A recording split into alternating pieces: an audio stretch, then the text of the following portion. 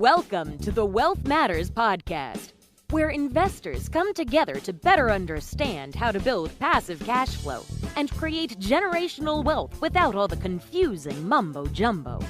Here's your host and co-author of Amazon #1 bestseller, Alpesh Pamar. Welcome to Wealth Matters podcast. Hope everyone is doing great. I'm going to talk to Mr. John Casmon today. He's a real estate entrepreneur who has partnered with busy professionals to invest in over $100 million worth of apartments. John also consults active multifamily investors to help them start or grow their business. He hosts the Multifamily Insights podcast and is the co-creator of the Midwest Real Estate Networking Summit. So welcome, John. Hey, thank you for having me. I'm excited to be here today and love the name Wealth Matters and really excited to jump into our dialogue. Oh, thank you, John. So we always start with this question with all the guests. Tell us something interesting or funny about yourself. Well, this is debatable, depending on who you ask, but you asked me. So I think one thing that's interesting, and I think we, as adults, you kind of look back on like your formative years and you kind of draw inspiration from that, Right. and maybe even try to solve some things you didn't like about those formative years. And one thing I've learned about myself is I'm pretty resilient. And I trace that back to my days in high school. Actually, I used to wrestle. And as a wrestler, my freshman year, I actually lost every single match. And it's somewhat embarrassing, in the moment because, you'd go and every single time, if someone else stepped across that line, they got their hand raised and I did not. And in practice, I would do pretty well. I mean, I was doing well in practice, but like just whatever happened Friday nights when I stepped on the line, either I overthought everything or just, I don't know if it was nerves or what, but I just struggled, and I had a hard time. And I remember people close to me were like, "You should just quit." I would have like little bruises on my eyes and, a little black eye and all sorts of stuff. Right. And I remember my grandmother saying, "John, you're just getting beat up. I think you should quit." And she said that out of love, but I couldn't quit because I felt like I would fail if I quit. And I came back and wrestled my second year. And long story short is I actually finished with my name on the leaderboard for career wins. And Nice. And I was an average wrestler. I don't want to make it sound like I was a great state champion or anything like that. I wasn't. I was an average wrestler. I got better and better, but I showed up. That's That's the lesson is I showed up every day for 4 years. And by simply showing up, it was enough to be on the career board for wins. And I think that's a lesson I've taken with me throughout the rest of my life is a lot of it is literally just showing up. If you show up every day and keep trying, you're going to get better. You're going to improve. You just have to. But also other folks are going to tap out and move on and do something else. And that resiliency is really key. So that's something that is a little funny about me, but also gives you a little bit of insight on the way my mind thinks. So hope you did not get a cue from my book, right? As you can see, it's called Resilience, turning your setback into a comeback. So That's right. I understand, how important resiliency is. So, and I've been through some of those moments as well. Oh, Yes. that's a great story, man. What was your first real estate investment? Yeah, my first investment was a 2-unit property in Chicago. We lived in one unit and rented out the other unit, house hacking it. Right. And that worked extremely well for us. And the thing that was really good was it allowed us to get in with little money down. We used an FHA loan with just 3.5% down. And we were able to use cash for the renovations. And we actually refinanced that property and we were able to pull out 6 figures in a line of credit. And it just showed me that this investing thing was real. It wasn't just a theory. You could build real wealth through this vehicle. And I was hooked ever since then. Oh, that's amazing. So when was it and do you still own the property? No, we sold. We lived there for 7 years. And then once we moved to Cincinnati, we sold that property. We actually kept it for a year, and trying to manage a 2-unit from out of state just wasn't as profitable as when we lived there. So we ended up selling it. The market was hot and we had a lot of equity. So we sold that property and moved on, but it worked really well for us. And I would tell anyone that if you live in a market or if you're a younger person, it is a great strategy to get started. If you could buy something at $200,000 to $400,000 range, 2 to 4 units, you can put as little as 3.5% down, live in one unit, rent out the other units. It's a great strategy to get started. That's awesome. So what do you invest in now and why? So now we invest in larger multifamily apartments. And the reason for that is I've always liked the cash flow of properties. Again, even that first property was a 2 unit. From there, we bought a 3 unit, then 8 unit building. And multifamily is something that I've always liked. And you mentioned, I know for you starting out, you focused on single family houses. In every book that I read about real estate investing, some guy who talked about they started in single family and then they got to multifamily apartments and they wish they went to multifamily apartments sooner. Right. So after reading that over and over, or listening to someone say that on, it wasn't really podcasts back then, but if I was at an event or at a RIA event, you would hear this kind of over and over and over. So I just said, all right, let's skip the single family and just stick with multifamily, right? And that's kind of is why I started with that house hack. I wanted that 2 to 4 unit because I had read this over and over and over. So we like multifamily. It's pretty I want to call it vanilla, but it's easy to understand. And there are pros and cons with that, right? The pro is most people understand it. Everyone understands what an apartment unit is, at least. They've seen an apartment, they've rented an apartment themselves, they know people who live in apartments.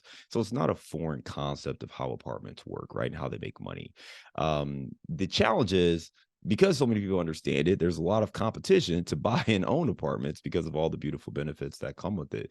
But we like multifamily. We kind of focused on that. I'm a firm believer of, going deep on something, kind of going back to that resiliency is, keep doing it until you get it the way you exactly want it. And then you can obviously move on from there.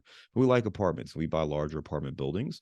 We focus on cash flowing properties first, but we also like the opportunity to have that upside appreciation. And, finding properties in the right markets with the right business plan, that's a really key element to success. And that's kind of the way we like to focus our operations. Oh, that's great. So you mentioned about finding the properties in the right market. So how do you find the best areas for investing?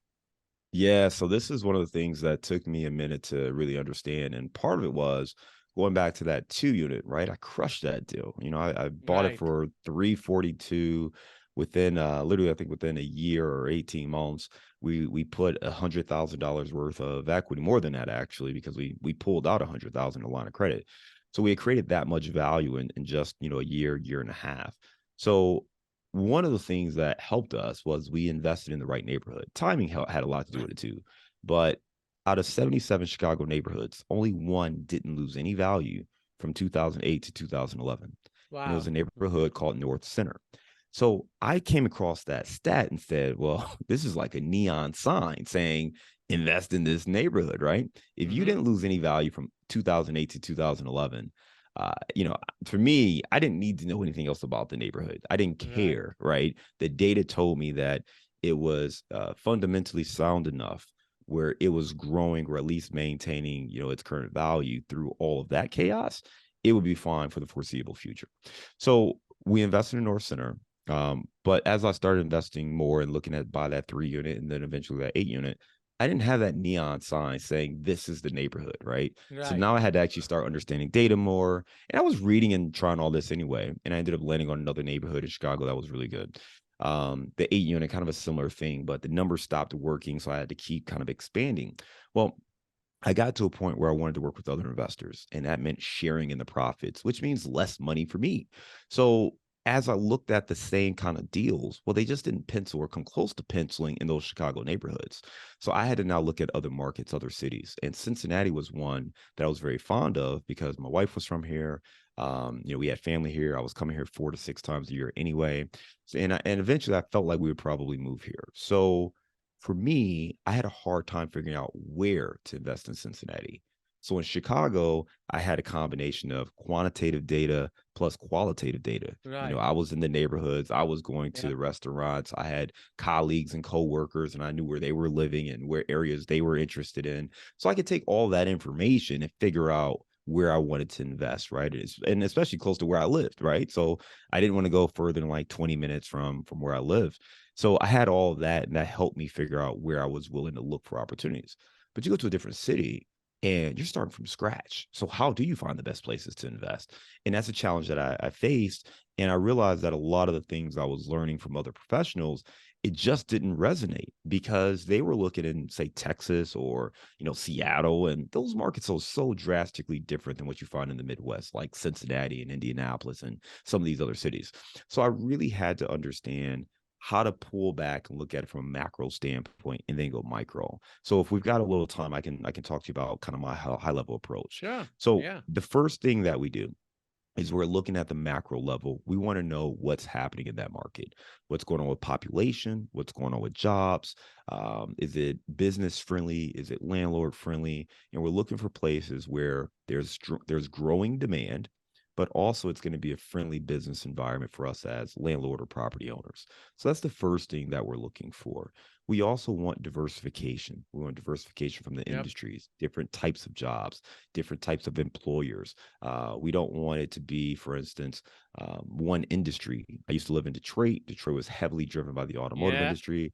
As we all know, back in 2008, 2009, once that industry took a big hit, that entire city suffered. Even if you Yeah. didn't work in automotive, you suffered, right? Yeah. So you want to be in industries or cities where the industries are very diverse because that's going to allow you to have a little bit more economic stability. So those are some of the things that we're looking at on a macro level, and we want to make sure that we're investing in markets, we're looking for deals and opportunities in markets that have and meet kind of that criteria.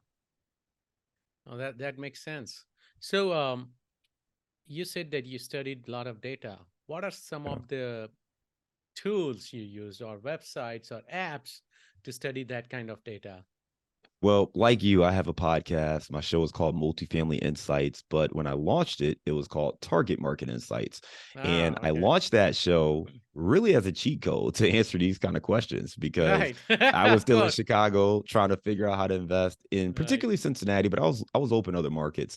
And the very first episode, I brought on a broker, and I literally just asked him, "Hey, man, you don't have a property to sell me right now. So without a property on the table, where would you invest in Cincinnati?" And he broke down the markets and what's happening in the developments. And it was great. It was the information I was looking for. And as I talked to more and more guests, I started to go from just this, again, qualitative approach to more of a quantitative approach using different tools and resources. So one of the tools that I love, first of all, it's not that great, but you got to look at the government data, right? You got to look at Yes. census.gov. You've got to look at the Bureau of Labor Statistics, or BLS.gov. They're going to have a lot of great information on population and jobs. Job. The Yeah. problem is those government websites are really clunky. Yeah. They're not very pretty. The information is not easily accessible, or at least easy to digest. So there's another website I do love that takes that information but puts it into a prettier format where it's a little bit more accessible for your eyes, and it's just easier on the eyes. Datausa.io.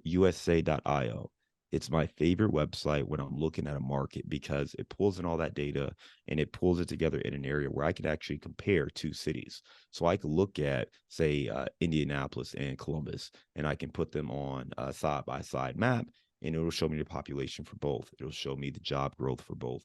It'll show me the various industries that are leading in both, and it'll show me the median income for both markets. It gives me all of the kind of data that you're looking at. So I really like datausa.io at a high level. And again, it's not skipping over the fundamentals. It's still going to be the census. It's still going to be the Bureau of Labor and Statistics. But I like that website to help me see that information in a more palatable format. Outside of that, whenever I'm looking in a market, I also want to understand, is it business friendly? Is it growing? Yep. What's the plan in that market? So you want to understand, what are those plans, and try to find either the local economic chamber of commerce or some other group that is focused on development and business development. So in Cincinnati, there's like REDI Cincinnati, and Okay. that's an organization that is geared towards, bringing in businesses who want to grow or continue to develop business here. So they have a lot of economic data. They have, different grants and resources that they serve up to businesses to try to cultivate a relationship where people want to do business here. So that's one. A lot of cities will have some sort of economic development council. So I try to find those resources and see kind of what they have to say about the city and those markets. Oh, that's awesome. So yeah, I have not heard of Data USA, so I'm gonna check that out because I have been using, of course, a lot of us use Costa, right? Pretty expensive, and then I merge it with also like look at City Data or Crexi. But yeah, I'll look at Data USA as well. Thank you. And all of it works, right? Crexi Yes, works. CoStar is really good data as well. yes, It so really much. comes down to where you're at. And if you are, let's say you're a passive investor, right? So you don't need to know every single thing about the market, but you just want to get a high level of, hey, what's Right. going on in this city, right? I think it's really good from that standpoint. If you're looking at a specific deal or you're trying to lock in on a specific submarket, then yes, you may want to have more multifamily level data. And from there, the Crexis, the CoStars, those are very helpful. My one caveat is this: all of these data resources, they have to look back. They have to look Mm-hmm. back and gather data and they report kind of old data. So as you are thinking of your business plan, that information is extremely helpful and it is probably the best indicator of what's likely to happen going forward, but it's not necessarily a guarantee. Right. So It's you not use a that information prediction. to inform, but there are things that can't change. For instance, if there's a legislative change, that Yeah. can have a massive impact.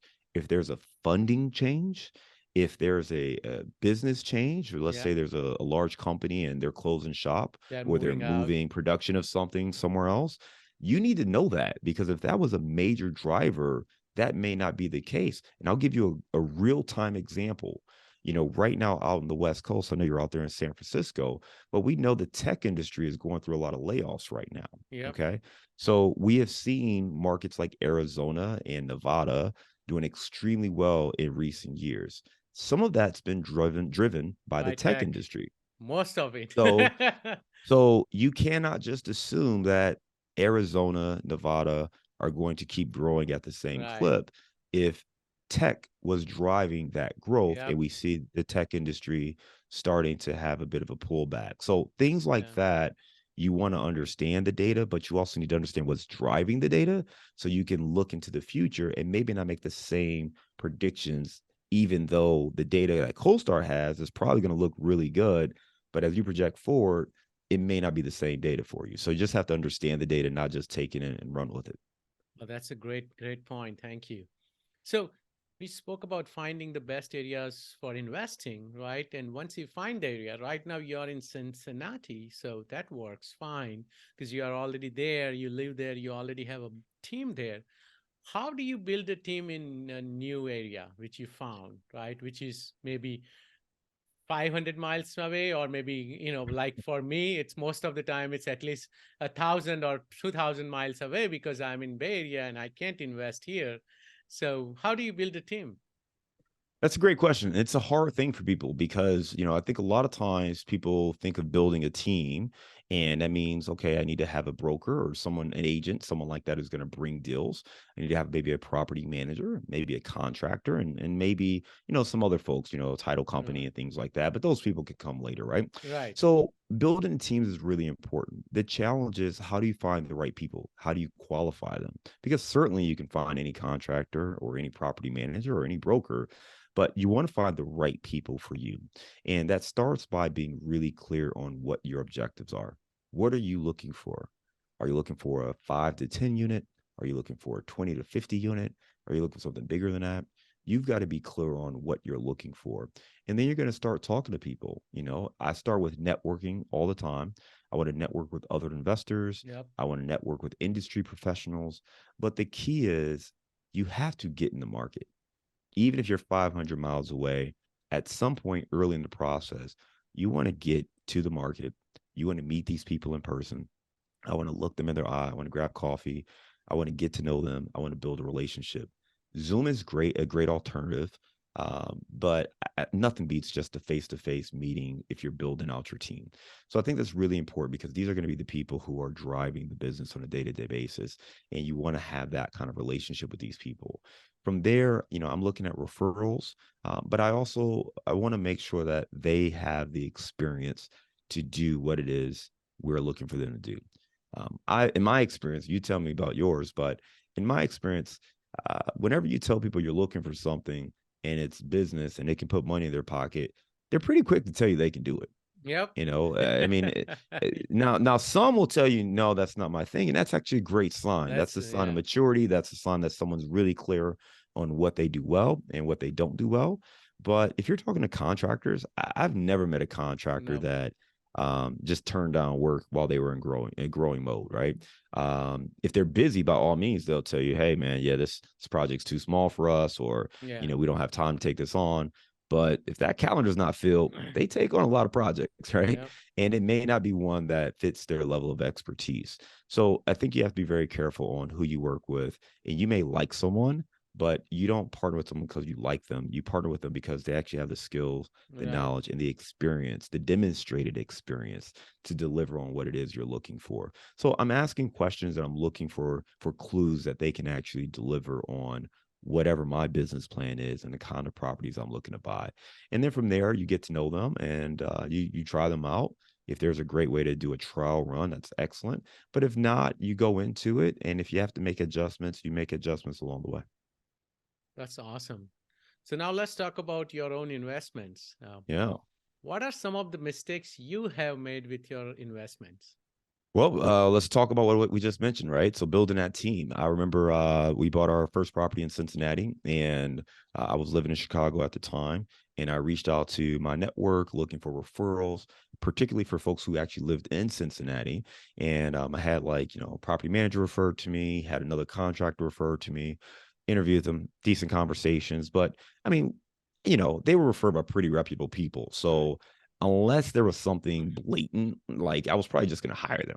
So I did. I hired them. But guess what? A couple months into the project, things weren't running that smoothly. And I had to figure out what was going on. And the reality is, you can have good people who, you know, they mean well, but you realize that maybe it's just not a fit for you and the project you have. And that's really something that I learn to ask better questions when I'm hiring people, and not just hiring people because they came from a referral from someone I know, like, and trust. So that referral gets you into the door, but I don't just run with it based off of that. Another great option there is to have at least three options when you're interviewing people, and you want to understand, like, where are they strong, where are they weak, and if they're weak in an area, can you supplement that? Can you help them, either, I don't want to say hide that weakness, but can you help mitigate that weakness? Or is this something that could become a fatal weakness at some point down the road? But that deal, and work with those partners, that was a struggle for about a year and a half until we finally got the right people in place. And it took a couple different property managers and a few different contractors to find the right mix of people who could actually turn that property around. But it just took work, and making sure you're clear, understanding what issues you have. That helped us, but we had to change our business plan completely. We came Right. in with one business plan. We realized early on that that plan was not going to work. And, it really just, threw the plans out the window. We had to scrap it and figure it all out, and had to get new people in place to execute this new business plan. And it was a challenge, but I think that one was a great eye opener for me. And the lesson I take away, and the one I want your listeners to take away, is you just have to take ownership on the process. At the end of the day, I hired that contractor. Yeah. I hired that property manager. I should have asked better questions of them, and we should have refined that process early on. So, moving forward, those are things we can learn from, which is great. We made a nice profit on that deal. We sold that last year, and I'm very pleased with the results on that project. And we got some great lessons that made us, stronger in business. And that goes back to the resiliency. You're going to take losses, learn from those losses. Yeah. And that loss was still a win, which is great. But we were able to learn about our processes and how to refine some things and make better decisions moving forward. That's great. What has been your best deal so far? I gotta say that too, man, just because I mean, one, profits, and when you look at the actual return on investment, it was probably just bananas, like, some 500% or something like that. Right. So I think that one, but two, it was the first deal, and Right. we did everything. We managed it. We oversaw all aspects of that deal. And it built the confidence that, we could actually do this. So we've got some other deals that may pass that at some point, but I think that is the best deal that we've done. What has been your worst deal so far? I did some flip projects that were awful, man. They just Uh, were terribly bad. And here's what I would tell you. What I didn't process at that time was that I didn't have to do everything. And if I could go back, I would have actually invested passively instead of doing those flips, because what I was trying to do was scale into multifamily more. And I had about 5 units at the time. And I wanted to scale. Well, how do you scale? Well, you need more money. Well, how do you get more money? You could either partner with other people, or you can find ways to generate more cash. So I was flipping to try to generate more cash mm, so that I could invest it in multifamily. But what I probably should have done is actually just invested money with another operator and continue to scale and learn that way and grow. And the thing for me is I had a full-time job. I had two boys who were at that point under 3 years old, and I was trying to do all this pretty much by myself. I did have a contractor partner, but that contractor partner ended up just not working out at all, and I ended up taking over everything. And it was just a lot. It was a lot. I had the job, I had the 5 units, I had the two boys. It was just a lot. And I didn't know anything about, really construction. So I got a crash course on construction 101 and construction management and how contractors pull different, little tricks on you. And it was a lesson, man. I lost money on those deals. And the thing that it helped me with was, one, understanding my strengths. I'm really good at high level property, project management. I've got a corporate background, overseeing, management and things like that, putting together business plans and executing. Also doing it at a professional level. And on a flip, every dollar kind of matters. So yes. you don't have the ability to work with super professional people, because that's going to eat into your profits. Right. So, if it was ground up or something like that, you could. But on a flip project, you can't afford to give your contractor Yeah. 35% markups, right? You're giving this guy the minimum markups, or this woman the minimum markups. So all that mattered. And then the last thing was, these properties didn't make money until they were sold. So these were not income producing, Right. cash flowing That's assets. very important. So every day my flip ran late was a day I was losing more and more money, right? Right. And that was just a big problem. Going back to multifamily on the other side, we're buying properties that are cash flowing day one, and we're just having a business plan to optimize that cash flow. So it's a very different endeavor, because it's not like you're bleeding and you're just trying to, stop the bleeding. And here, when you buy multifamily, at least the way we buy it, we're looking to buy cash flowing properties. We have our business plan. We're going to implement that business plan to grow profits, and then we're going to sell when it makes sense for us to sell. When you flip a property, one, you've got a tight team, you've got a tight timeline and a tight budget, Yes. and you are racing against the clock to get this thing done. It's very stressful. I remember trying to leave my job at lunch to Yes. go check on the property and make sure people were there working, and trying to take calls from the property. It was just a lot. And if you are a busy professional, you don't want to make your money taking on a second job and Right. managing a flip project. You want to invest in income producing assets like commercial real estate, whether it be multifamily or self storage, or, office, whatever else, maybe not office, but whatever else you like. That's really more of the approach for your investing style. So I think that's the biggest thing is, if you're going to invest with a strategy that suits your lifestyle. And as a dad with two small boys, with a busy job, there's no way in the world I should have been trying to flip a property. Oh, that's awesome. Thank you so much for sharing all the golden nuggets. Are you ready for fire round? Let's do it. Would you be changing any business or investment strategy because of inflation or upcoming recession? No, I will be expanding into other asset classes that I find interesting, but it really has little to do with inflation or recession. It's more about just kind of where we see opportunities. But we love multifamily. We believe it's a recession resistant asset class. We want to stay there, but we do want to add other asset classes to our portfolio as well. Favorite real estate, finance, or investment book? Oh, there's a few, but I've got to give a nod to the best ever apartment syndication book by Joe Fearless. Yes, that's a great book. Any tool or website you recommend or you cannot live without, Ooh, as an investor or just in general? just in general? Calendly is really good. It's a Yes. simple website just to schedule, but I mean, just back in the day, you'd try to go back and forth Yes, and it what was time works for hard. you, and now you just I just send people my link and I set my time, and it's just super easy to manage that communication. So Calendly is my choice. Any advice for beginner investors? Partner with somebody more experienced. Every time I look back at areas or mistakes that I've made, it usually comes down to the team that I surrounded myself with. So partner with the right people, ask the tough questions. It's okay if you're investing with them or you're putting your money up. Ask the tough questions and partner with people who make you feel comfortable. Not just that they know what they're doing, but the kind of people who care about you, care about your concerns. Look for the red flags and partner with people who you can grow with. So I think that's the biggest thing, is whether that's hiring a mentor or partner with a seasoned operator. Just align yourself with somebody who can help you learn and grow so that you're not trying to take on too much by yourself. How do you give back? Couple things, but one of the biggest ones, I sit on the board for a nonprofit called Search for Water. And Search for Water basically invest in sustainable solutions to help end the cycle of poverty in countries like Haiti and Uganda and the Philippines, Dominican Republic. And it starts with water and access to clean water. There's also like some hygiene initiatives and other things like that. But the thing that makes us different is we invest in the sustainable solutions. So it's not about just bringing water over. We actually help them either build wells or tap into existing wells, create systems to filter out, their current drinking water.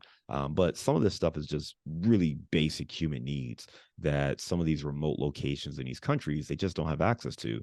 And in many of these countries, the women, the young ladies, they don't even go to school because their job is to go out and they might have to walk 3, 4, 5 miles to get water and then bring it back to their village. So they can't even go to school because that's what they've got to do for the day, is go fetch water, basically.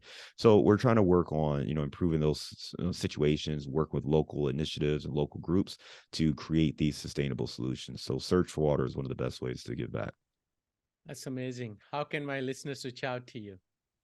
Well, a couple things. We've got our podcast, Multifamily Insights. We know you like listening to podcasts if you're checking out this one. So go ahead and add Multifamily Insights to your list as well. The other thing is we do have a sample deal package on our website. So whether you are an active investor and you want to, maybe wrap your head around deal structures or maybe things to include in your deal offering, or you're a passive investor or want to be a passive investor and you want to understand, like, what are some of these terms that people are throwing at you, or what should you be looking for when you're looking at a deal, you can check out that sample deal. It's at our website, casmoncapital.com/sample deal. Thank you so much, John, for your time.